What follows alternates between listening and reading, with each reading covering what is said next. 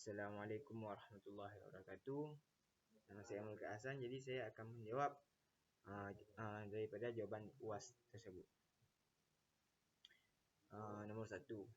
Jelaskan mengapa suatu negara tidak dapat berdiri hanya dengan memiliki wilayah dan penduduk. Kaitkan jawapan saudara dengan unsur-unsur negara.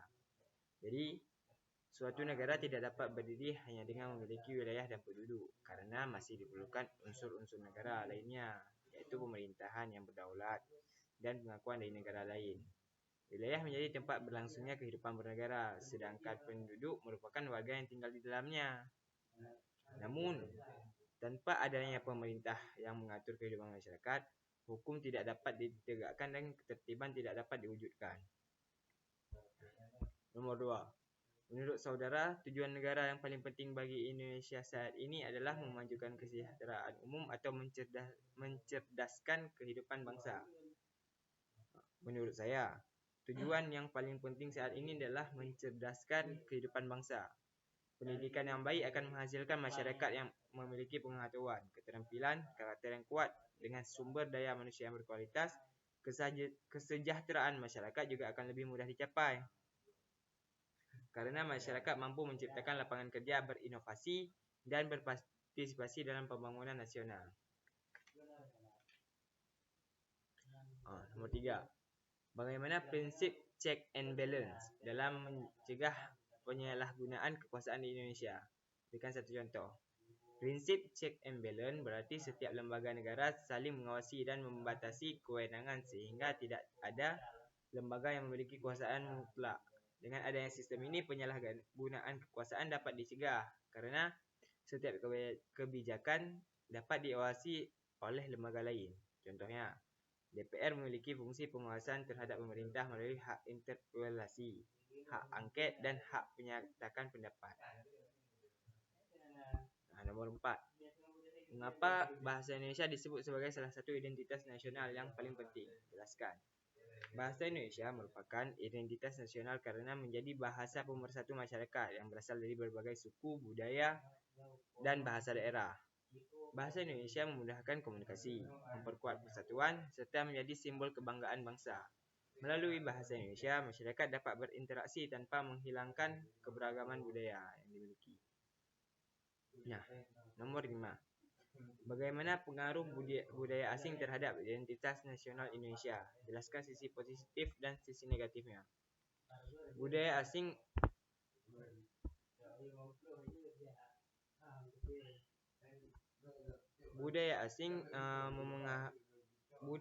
memengaruhi keberagaman Indonesia. Memiliki pengaruh daripada positif dan negatif. Kalau dari dampak positifnya, antara lain adalah menambah wawasan, mendorong kemajuan ilmu pengetahuan dan teknologi, serta memperkenalkan cara berpikir yang lebih terbuka. Kalau dampak negatif, lunturnya budaya lokal, munculnya gaya hidup konsumtif, dan berkurangnya rasa cinta terhadap budaya Indonesia. Nomor 6. Apakah menyampaikan kritik kepada pemerintah merupakan bentuk partisipasi demokrasi? Jelaskan syarat agar kritik tersebut sesuai dengan nilai demokrasi. Jawabannya adalah ya. Menyampaikan kritik kepada pemerintah merupakan bentuk partisipasi demokrasi karena masyarakat berhak mengawasi jalannya pemerintahan. Namun, kritik harus disampaikan secara bertanggung jawab, berdasarkan fakta, menggunakan bahasa yang sopan, tidak mengandung fitnah. Nomor 7. Mengapa ancaman terhadap ideologi dapat membahayakan keutuhan negara? Berikan contoh. Ancaman terhadap ideologi dapat membahayakan keutuhan negara karena dapat melemahkan persatuan bangsa dan mengurangi kepercayaan masyarakat terhadap dasar negara, yaitu Pancasila. Jika masyarakat terpengaruhi oleh ideologi yang bertentangan dengan Pancasila, dapat muncul konflik sosial bahkan gerakan yang mengancam persatuan Indonesia. Contohnya, penyebaran paham radikalisme yang menolak Pancasila sebagai dasar negara. Nomor 8. Menurut saudara, apakah media sosial memperkuat atau justru melemahkan demokrasi di Indonesia? Menurut saya, media sosial dapat memperkuat sekaligus melemahkan demokrasi. Media sosial memperkuat demokrasi karena memudahkan masyarakat memperoleh informasi, menyampaikan pendapat, dan mengawasi pemerintahan. Namun, media sosial juga dapat melemahkan demokrasi apabila digunakan untuk menyebarkan hoaks, ujaran kebencian dan disinformasi yang memecah belah masyarakat. Oleh sebab itu, masyarakat harus bijak dalam menggunakan media sosial. Nomor 9. Mengapa wawasan Nusantara penting bagi Indonesia sebagai negara kepulauan? Wawasan Nusantara penting karena Indonesia terdiri atas ribuan pulau yang memiliki keberagaman suku, budaya, agama, dan bahasa. Konsep ini menumbuhkan rasa persatuan serta memandang seluruh wilayah Indonesia sebagai satu kesatuan politik, ekonomi, sosial budaya, dan pertahanan keamanan sehingga keutuhan NKRI tetap terjaga. Nomor 10. Berikan contoh penerapan wawasan Nusantara dalam kehidupan sehari-hari.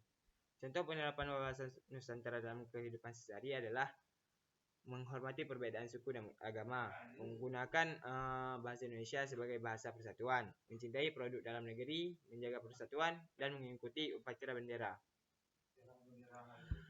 Nomor 11. Menurut pendapat saudara, materi pendidikan kewarganegaraan manakah yang paling penting untuk menghadapi tantangan Indonesia saat ini? Berikan alasan dan menghubungkan minimal 3 materi yang telah dipelajari. Menurut saya, materi yang paling penting adalah Pancasila. Nilai-nilai Pancasila menjadi dasar dalam menghadapi berbagai tantangan seperti globalisasi, penyebaran hoaks, dan konflik sosial. Materi ini berkaitan dengan identitas nasional karena memperkuat rasa cinta tanah air. Demokrasi karena mengajarkan penyampaian pendapat secara bertanggung jawab, serta wawasan Nusantara yang menumbuhkan persatuan di tengah keberagaman. Ketiga, materi tersebut saling mendukung untuk membentuk warga negara yang cerdas, berkarakter, dan bertanggung jawab. Nomor 12. Mengapa Undang-Undang Dasar Negara Republik Indonesia tahun 1945 ditempatkan sebagai peraturan tertinggi dalam hierarki peraturan perundang-undangan? Undang-Undang Dasar Negara Republik Indonesia tahun 1945 merupakan hukum dasar yang menjadi landasan pembentukan seluruh peraturan perundang-undangan di Indonesia. Semua peraturan yang berada di bawahnya harus sesuai dengan Undang-Undang Dasar 1945 dan tidak boleh bertentangan dengan isinya. Penempatan Undang-Undang Dasar 1945 sebagai peraturan tertinggi bertujuan menjaga kepastian hukum, melindungi hak warga negara, serta menjamin penyelenggaraan negara berjalan sesuai dengan prinsip negara hukum. Baik, hanya sampai sini saja saya menjelaskan soal-soalnya. Wabillahi taufiq wal hidayah. Wassalamualaikum warahmatullahi wabarakatuh.